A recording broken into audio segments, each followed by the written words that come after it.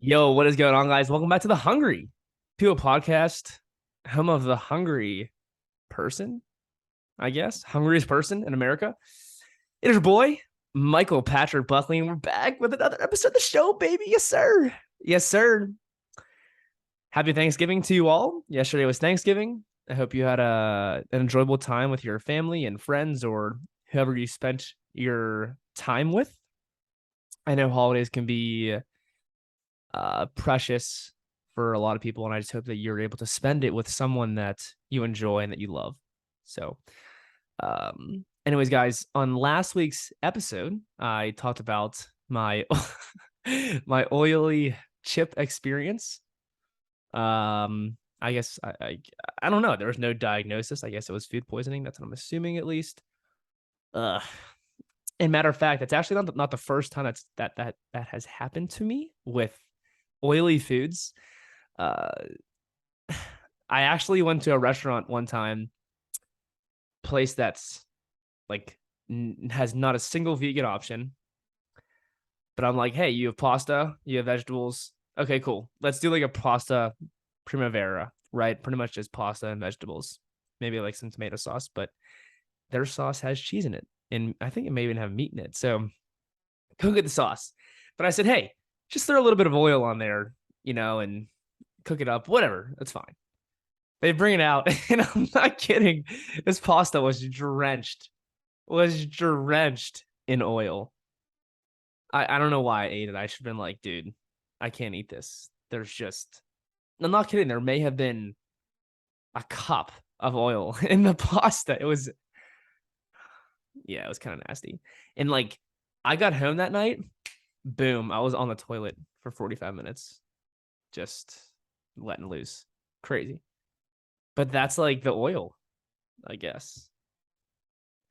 I don't know. Just okay. I wouldn't say it's the oil. It's the overdoing of the oil.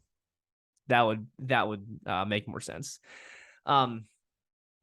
Anyways, guys, today's episode is gonna be a bit of an interesting one because I'm gonna speak on James Aspie and the video that he released. When did he release it? Actually, Where is this? I wrote some notes down here, just because I watched the video yesterday. It's actually the second time I watched it, but I watched it again yesterday to get a firm stance on it. So about 3 weeks ago, he released it. The video is titled "Why I Had to Disappear from Social Media." So I know that I've talked about recently that I want to do, response videos, reaction videos, whatever.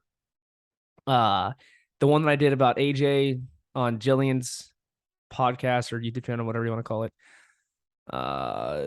That was response reaction of me watching the video. This is just going to be me just talking about what he talked about. Kind of like how AJ and I used to do in the past. So there's not going to be, this back and forth of me watching James and then responding to what he's saying. So I watched it last night, took a bunch of notes. I'll put the video in the show notes. I'll put it on the YouTube channel so you can check it out. It's really, really interesting video to hear what's been going on in his life because James is a huge vegan advocate, and he's a huge and a dire person who sticks up for the animals. So it's just crazy hearing what he went through and why it all happened. So yeah, let's get right to it. First off, I do want to comment on his physique. I mean, he looks phenomenal.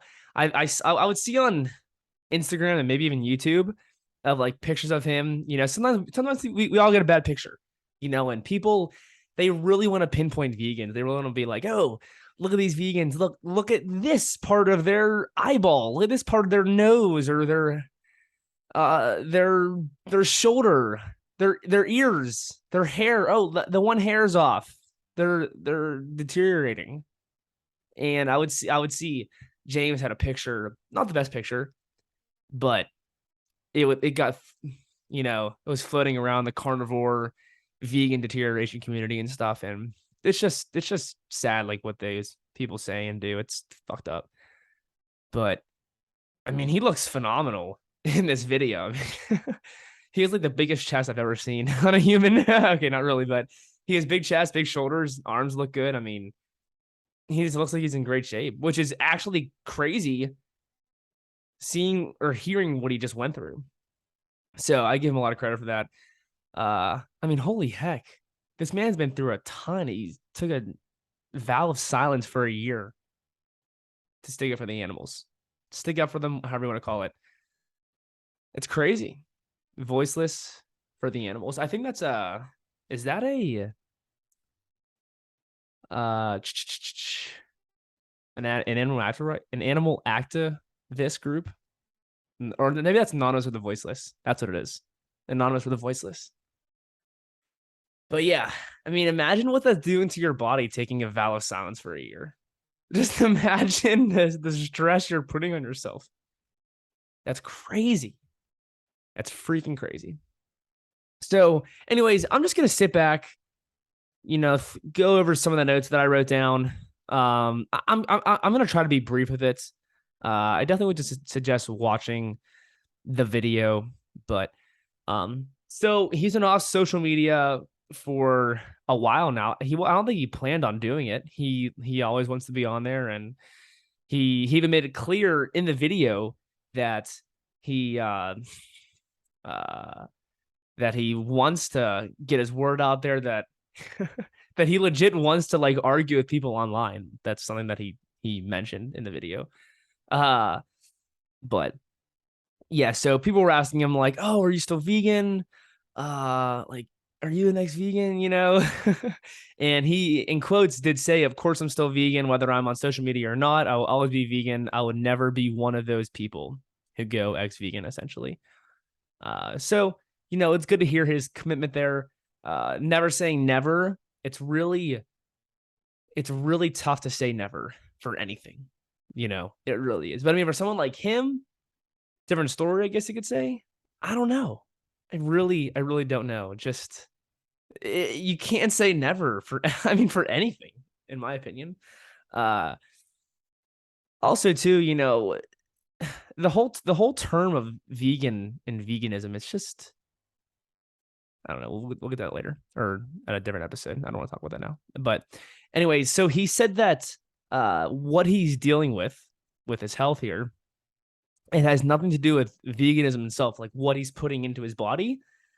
But he did say that a lot of it has to do with vegan advocacy and vegan activism and what he's going through in his life in that regard.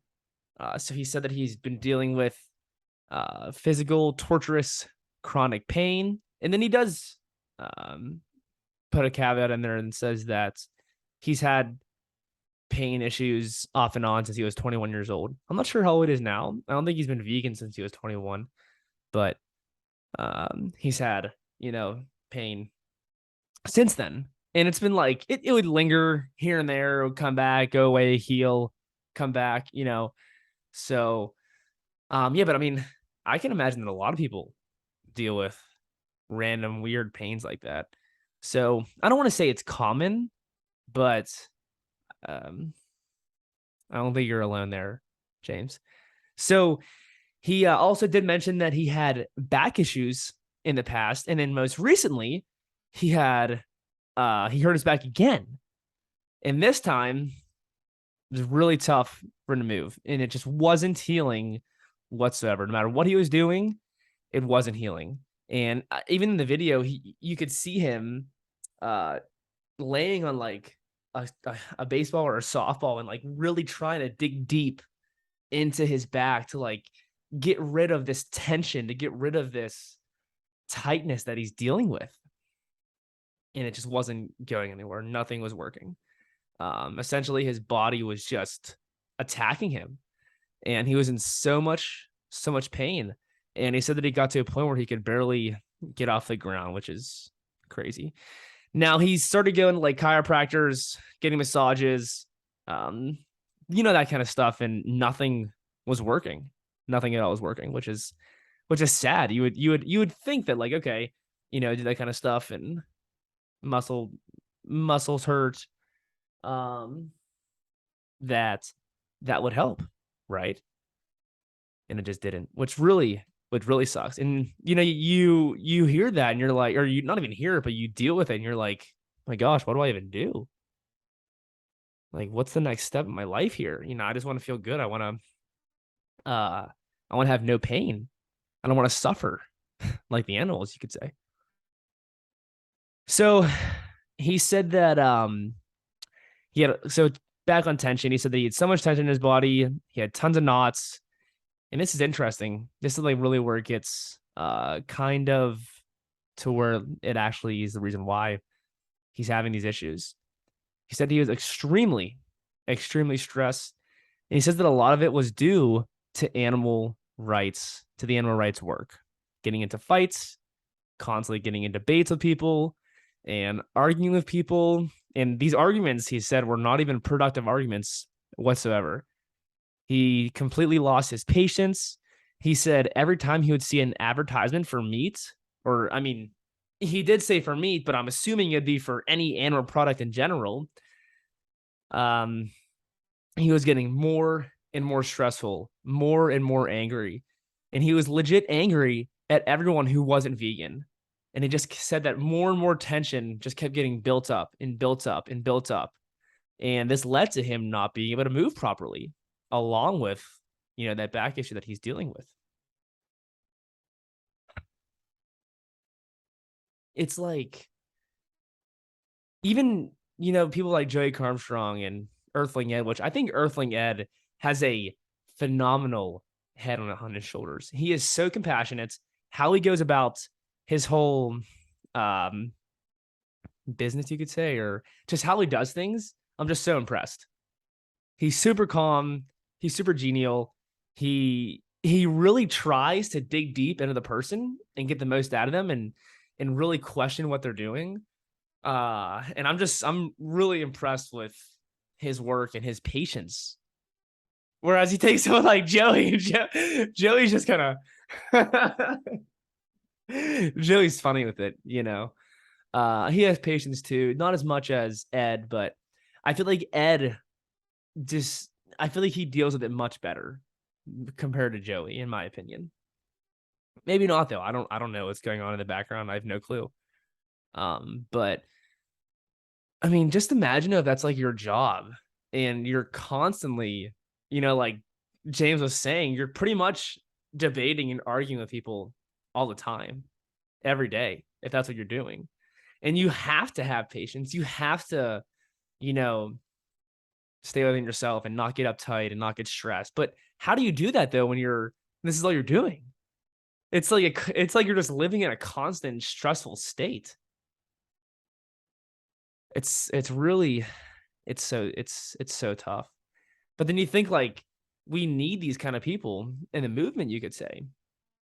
We need these people to show what's going on in these factory farms and what these animals are doing. At the same time, though, most people don't want to hear about their choices. Most people don't want to see that kind of stuff. That's why for me, and I did a video on this about like letting go of judging others, or of judgment, letting go of all judgment. When I actually did realize that it's probably nearly impossible to not judge somebody. Pretty much every action you probably say or do is a judgment, or not every action, but we judge a lot, even if it's not on purpose. But we judge a lot. But I still did a video about that, saying how I don't want to argue with people. I don't want to get into fights. I've let go. I've let go of it. Why it's almost like it's not worth it. But then how do you get that message across to someone? Even last night was Thanksgiving. I was at someone's house. The only food that there actually was some vegan options there. They made a big fruit bowl. There was cranberry sauce, which I think that's vegan. I don't know. They probably put fucking gelatin or some bullshit in it. And then there was pomegranates.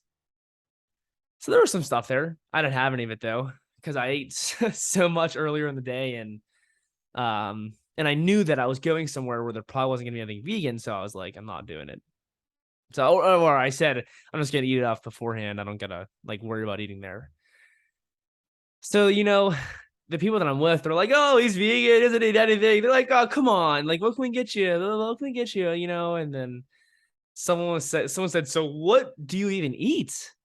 Like, what do you eat?" And it's so funny because there's I mean, there's just so much you could eat. And, you know, I don't want to be rude.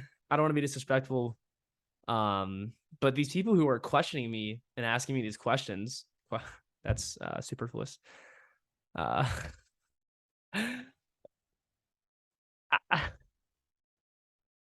I, it's like hard for me to say because I don't want to be rude, you know. That's just me. But they're not in the best shape, you know, with their health. Let's just put it that way. Uh, and it's like it's almost like they're looking down on me, asking me like, "Oh, why are you doing this? What do you eat?" Blah, blah, blah, you know, and it's just I don't know, it's messed up. But then someone else did actually say to me, she said like, "Hey, so why are you vegan?" And I said, "Oh, you know, I did it for my health back in college, and it was pretty tough. And if I had to do it over again, I probably would wait till after college and start then. But I mean, it's all good. We're here now." And then I said, "But now I actually really I do it for the animals." And then when I said that, she just legit, she just stared at me for like 5 seconds and had a blank face. She didn't know what to say. And she was like, "Oh." I mean, really, when you bring up what actually goes on, I mean, it's actually just I don't know, it's insane when you think about it. It's actually insane. And I don't want to sit here and think that, you know, everyone has to go vegan or this world should be vegan because I don't even think um a vegan world would be best for the world. But I mean, just what goes on in those factory farms and slaughterhouses and stuff and everywhere. I mean, it's horrible. And that's something that James brings up, and he brings up, you know, it's an animal holocaust, which how isn't it? Tell me how it isn't. How is it not an animal holocaust? It's funny. Someone on this dating app said, "What's your most controversial opinion?" And I said, "You don't want to know." She said, "I want to hear it." I said, uh, "What'd I say? Factory farming is the animal holocaust, or I don't know, something of that regard. Uh, Eating animals is the animal holocaust. It's something with like animal holocaust and that, you know, uh, whatever else I said before that." She unmatched me like three or I don't know, but it was a fast unmatch. No response. People don't want to hear it. People don't want to know what goes on with their food and the decision that they're making every single day. And I get it too, you know, like even being vegan, you know, there's animals that are getting harmed and dying, and people, you know, gotta cut off trees for my bananas and stuff, and I don't know, all that kind of stuff.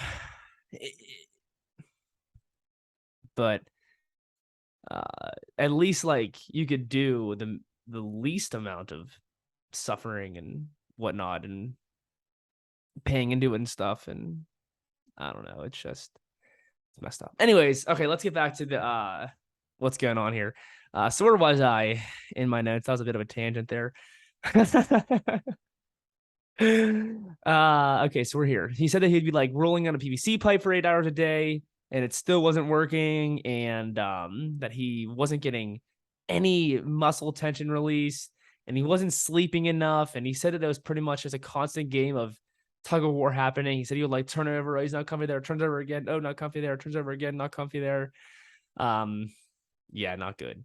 And now this is where it gets interesting because he says that he broke his hand. I think he might have had like already one broken hand. He broke his other hand. Yeah. Um, and then he says that he loses his phone and then he loses his backup phone, which like James, come on, bro. How do you lose two phones, dude? Like that doesn't make any sense, you know. And I get it, you know. Millennials, Gen Z, we're all, we're all attached to our phone. It's all I want to do. It's so how do you lose your phone? But I mean, I pretty much work from my phone. So I kind of need it. But yeah, I mean, hey, teach their own. So, and he says it like he's still trying to battle meat eaters. He's still trying to get his thoughts out there, share, constantly thinking about the animal holocaust all the time. And then he says like, I need to stop and focus on healing. And he said that this was pretty much the most perfect scenario for him, for his life, and for what he's dealing with. And couldn't go on social media, didn't have a phone. Because you could probably go on the computer and log on Instagram and stuff and fight with people on there. But is it worth it? Is it worth it? At the same time, this is like this. I think this is how it makes money. I think that's I know. Like he makes money being an animal activist. It's tough. It's kind of low key a tough life. Oh, stressful life at least. To some regard. Clearly, I mean, look what he's dealing with. So then I think he was taking Oxycontin or whatever, and it wasn't working. And they started taking Kratom, which is like a safer opioid. I think it has to do with like a herb or something. He said he started feeling better. He said that he like wasn't feeling horrible, at least. So, but nothing was still working for him. And he was still dealing with these issues and stuff. So his girl, matter of fact, I'm not sure if they're dating, if I think it's at least his girlfriend. I'm not sure if they're married or whatnot, but she says, let's meditate. And then he thinks and he says, he's like, that's the last thing that I want to do. All he wants to do is distract himself from his issues, what he's dealing with. And, let's do this, let's do that. Maybe the pain will go away and I don't have to deal with this, blah, blah, right? And he doesn't want to sit there and actually observe and listen to his body and how he feels. So why would he want to meditate? Now, I'm not sure if it was the first time, but he does sit down to try it and he just like couldn't do it. He was hurting too bad. He was squirming around and he says, I have done all this work and I cannot sit for 2 seconds and meditate. This is horrible. And there's actually a video of him on the video, a video of him on the video of him like legit. It looks like he's like seizing almost. He's like jumping up and down like this. Not jumping up and down, but like he's sitting, he's in Buddha and he's like up and down, like moving because his body hurts so bad and he was trying to deal with the pain as best as possible. So, I mean, that sucks. But then he says, in a quote here, I have made peace with meat eaters, ignorance in the world, the animal holocaust, but the pain lingered. So, what he was pretty much saying there is that he finally came to a point in his life where he was like, I gotta make peace with it. I gotta find peace. I got to figure this out. I can't just keep living in this torturous life that I'm living in. I gotta make a change. So he made a change, and that's what he said. So he started looking into opioids again, and he learned that they actually make you more sensitive to pain. So there's something called opioid-induced hyperalgesia. It was actually on the video, and I just kind of wrote down what it said. And it said that it's defined as a state of, oh my gosh, another freaking word, nociceptive sensation caused by exposure to opioids. I'm sorry. Caused by exposure to opioids. The condition is characterized by a paradoxical response whereby a patient receiving opioids for the treatment of pain could actually become more sensitive to certain painful stimuli. So it's kind of like the more and the longer you take these opioids, the less it's going to help you. And you're probably going to need more of them to actually deal with the pain. So it's only causing more damage when you think about it. It's like, I know people who they take pre-workout and they're like, oh, 1 scoop, 2 scoops, I don't even feel anything anymore. So they're like, oh, I guess they got to take 3 or 4 now, right? Well, it's like, no, why don't you just not take the scoops at all and fucking eat fruit or something beforehand? You don't need that shit. Or just get enough sleep. So you have actually So you have actual energy for the gym. You don't gotta just stimulate your body and take pre-workout. But people don't want to change. So yeah, so essentially it's like you're gonna need more opioids to deal with the same pain, which sucks. So he says that he finally gets off the kratom, and he's talking to, I'm not sure if it's like his buddy or friend or someone, but he mentions someone on the video, and this someone mentioned a guy called Dr. Sarno. Now, Dr. Sarno has, I'm aware of 3 books that James talked about: Healing Back Pain, The Mind Body Prescription, and The Divided Mind. So a lot of mind stuff, which is pretty cool. And this leads into actually how he's healing and how he's feeling today, which is pretty cool. So he talks a little bit about that stuff on the video. And then pretty much what he finishes up with here is that he says that he gets off the opioid and he started a technique. Now, he doesn't like really say exactly what the technique is, but I kind of picked up on some stuff. And the technique, which is, I think this is it, is feeling through the pain, observing it and moving it out of your body, and hopefully it will pass. So it comes back to like the meditation stuff and actually sitting there and like, I really do think it is, my eyes are closed, I really do think it is like breathing through it and seeing that pain get out of your body and legit actually manifesting that pain out of your body. Like, I know like AJ and I, we would make fun of, oh, just manifest it. Like, you know, there's people who are like, oh, just manifest that you're going to make more money and just sit there and it's going to come to you, you know? Like, I think a lot of the manifest stuff is somewhat bullshit, but I mean, clearly, which what I'm about to tell you, this is something that actually is legit. So he says he goes like day 1, day 2, day 3, day 4, and it's all the same. He's got the opioids, but was still in so much pain through his first 4 days. Day 5, he says that he had 10 minutes of no suffering. He had no pain for those 10 minutes, and he feels like, wow, this feels so good. It feels so amazing. And then it was back to the pain. So he just keeps working through it, and I'm assuming that over time, because he's here 3 weeks ago and he's speaking on it, and he feels better. He doesn't have as much pain, at least. I think there's probably still a little bit there, but it's not as bad. He can actually live his life a little bit. That this is working. So he did kind of, I mean, he didn't finish off with this, but he did say that you got to feel the pain to release the pain. It was a trapped emotion in his body. And then he does say after 3 weeks of doing that, it became better. So I assume that he did a lot of meditating and actually seeing that pain get through and move out of his body. So it's actually, I'm really not kidding. I hurt my back squatting on Tuesday. So this is Friday right now.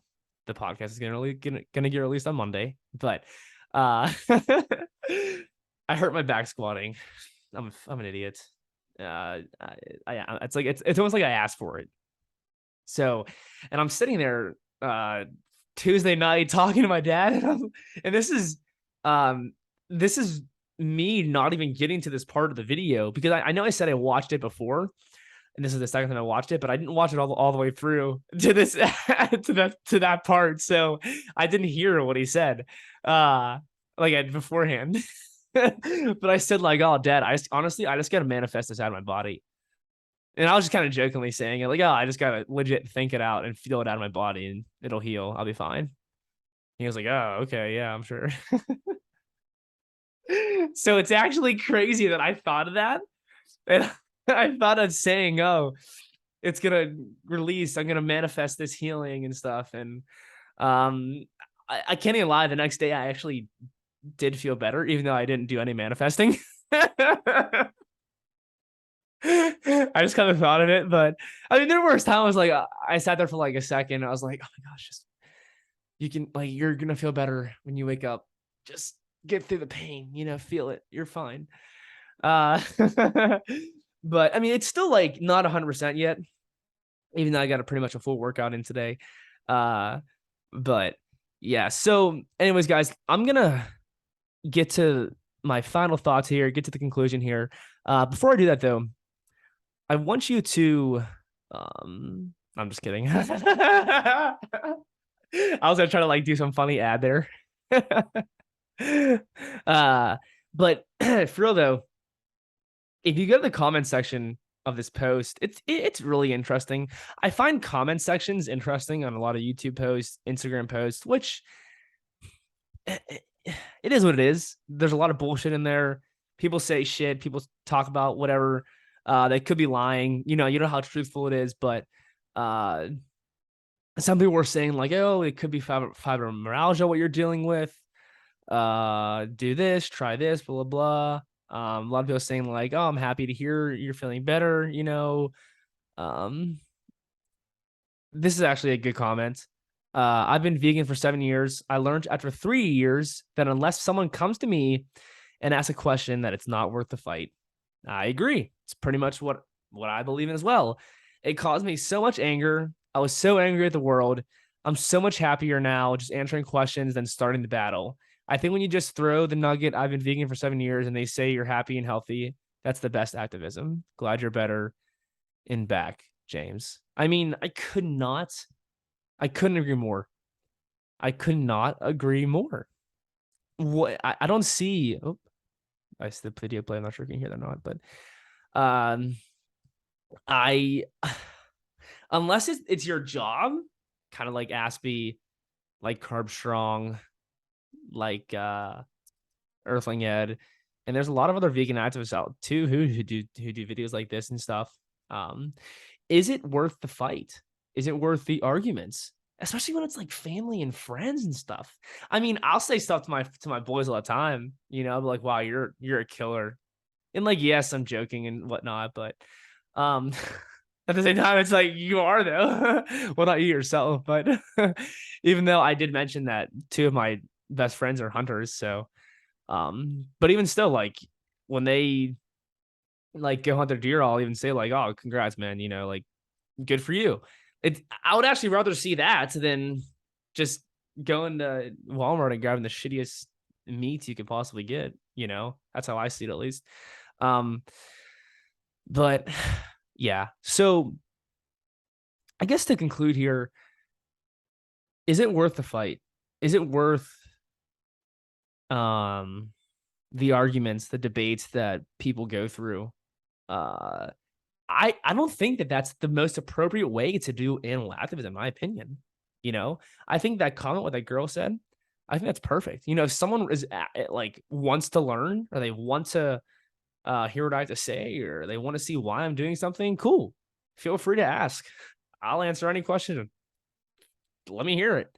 But like going up to people and doing essentially forced activism, I don't know, man.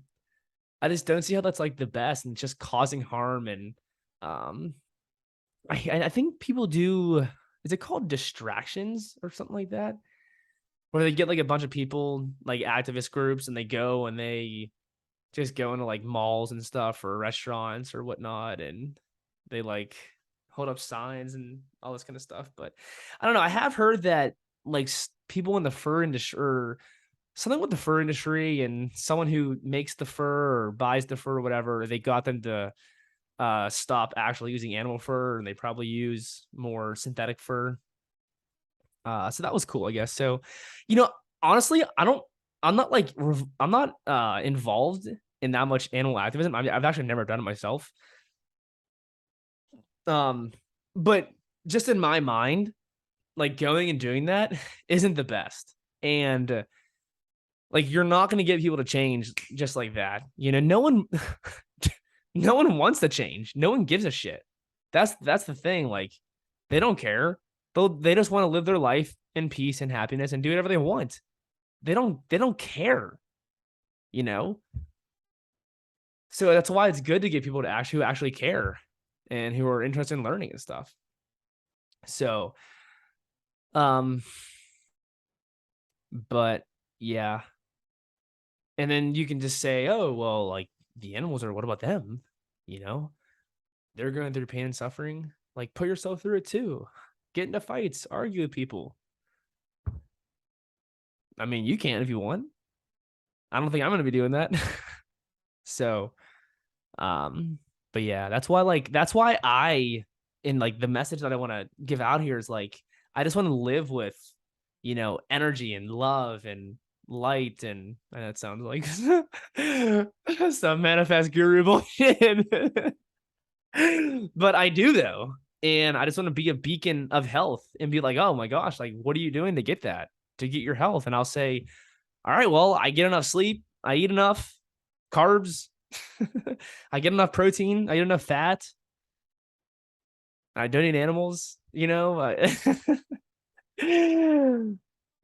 for real though, that like I just want to be a role model, and I would rather have people follow that and asking questions based off that, me instead of me like just shoving and forcing stuff down people's throats. That ain't gonna work, man. It's not gonna work. I saw a video actually the other day where someone was doing activism and these kids were like eating chicken sandwiches right in front of them, like not giving a shit. Chicken sandwiches, KFC. Like, that's the thing, is like people want to get on your skin more when you do that kind of stuff. Then it only makes you more stressed and more irritated. And it's just constant, like it's like a battle against yourself almost. It sucks. Wish I had a podcast co-host that I could talk with this, but guess it's just me today. Maybe I'll get Josh on soon, and we'll talk about this kind of stuff. Actually, I want to get Nick. Nick is Vegan Equilibrium, even though he's off Instagram. I think he deleted his account, or at least deactivated his account, so he hasn't been on IG. But he does a lot of animal activism, so maybe I'll get him on the show and we could fire it up. He's a big debate guy. He loves debating. So yeah, I think that'd be a good episode. Anyways, guys, I gotta run. Well, not actually run, but I gotta get out of here. I'm actually going to Penn State this weekend. First Penn State game I'm going to. I think I am gonna have some brews, some beers. So it should be fun. Should be exciting. But anyways, guys, I hope you enjoyed this episode. Please leave a comment, a question down below. If you want to do a consult with me, no, I'm kidding. Here's my Instagram channel. Here's this. Here's that. No, that's whatever. But hey, I hope you're doing well. Keep balling, baby. I hope you have a fun, enjoyable weekend, afternoon, night, day, whenever you're listening to this. Stay up. Be great. Always keep it 100, baby.